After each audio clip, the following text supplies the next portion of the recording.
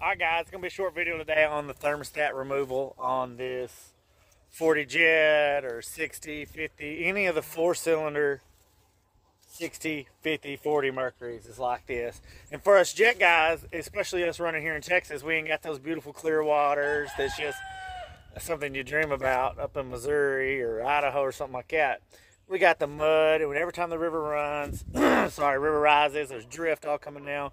And the big old vacuum pump down here just sucks it right on up in there. And here you just take, you always keep a 2mm on you in your boat.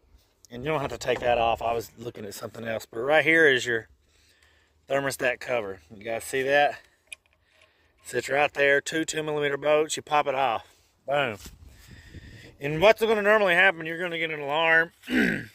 Usually running at faster speeds. Here, let me get out of this zone. There we go. And this is what a clogged thermostat looks like. That's just all driftwood. And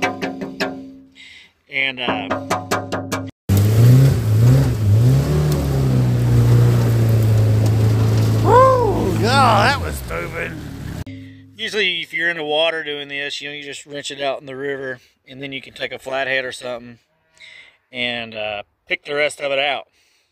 Well, that will cause you to get your overheat alarm. If I'm on the water, what I'll do, some people may think is dumb, I'll actually crank the motor up with this off, and once it primes and pumps up, it'll just puke water out here, and it runs all down the side of the motor and out, whatever.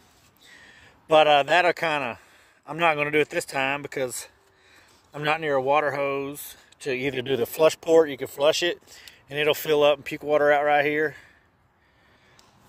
But just getting that out is going to make a significant difference on what we got going. So that's it, guys. I mean, you just stick that back in there once it's clean.